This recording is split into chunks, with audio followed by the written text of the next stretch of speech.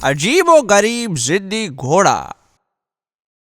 एक दिन नगर के मजिस्ट्रेट ने होजा को शिकार के लिए बुलाया और सोचा कि वो अपने पुराने दोस्त को बुद्धू बनाएगा। उसने अपना जाना माना जिद्दी घोड़ा होजा को दे दिया।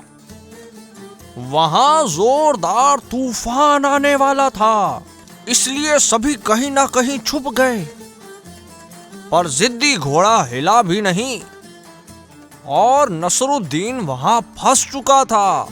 उसने एक पल सोचा और अपने कपड़े उतार दिए और फिर उन्हें अपनी काठी के नीचे रख दिया। जब बरसात रुक गई और सूरज बाहर निकला तो होजा हैरान हो गया। सूखे कपड़ों में होजा मजिस्ट्रेट के पास वापस गया।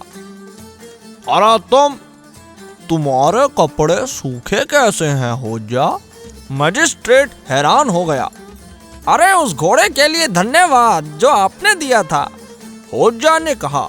ये सच में कमाल का घोड़ा है, जो इसकी सवारी करता है वो कभी गीला नहीं होता। मजिस्ट्रेट ने फिर से साजिश की और अगले दिन घोड़ा बदल दिया, लेकिन जिद्दी घोड़ा तो उसकी सुन ही नहीं रहा था। बारिश फिर से शुरू हो गई। मजिस्ट्रेट के पास कोई चारा ही नहीं रहा, उसको बारिश में भीगना ही पड़ा। वो इतना ज्यादा भीग गया कि ठंड और गुस्से से कांपने लगा।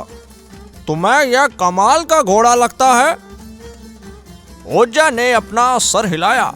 शायद तुम सही से सवार नहीं हुए होगे, लेकिन मैं इसकी सवारी कैसे करता कि मेरे कपड़े गीले ना होते भाई।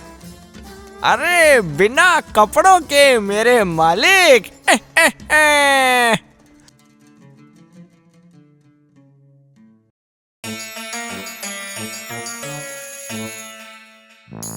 दिमाग की शक्ति।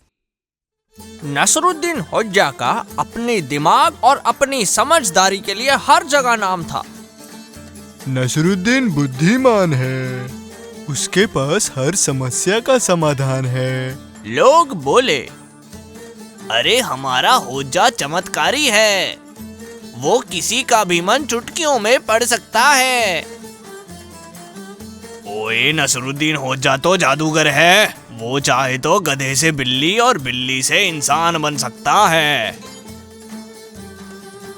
एक दिन वो सब उसे घेर कर खड़े हो गए। अरे होजा, क्या ये सच है कि तुम अपने दिमाग की शक्ति से कुछ भी कर सकते हो? पक्का यहाँ कुछ तो बात है, नसरुद्दीन ने सोचा। ओए, हमें भी अपनी शक्तियाँ दिखाओ होजा। सब लोगों ने होजा से कहा, अपने दिमाग की शक्ति से उस पर्वत को अपने पास बुलाओ। हाँ, मैं ये कर सकता हूँ। चलो फिर। और इसी के साथ होजा उस बड़े पर्वत की तरफ चलने लगता है।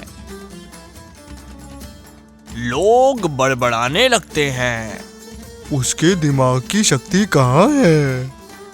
ओए होजा, तुमने हमें धोखा दिया। तुम तो उस पर्वत को अपने पास बुला ही नहीं पाए। नसरुद्दीन हंसा।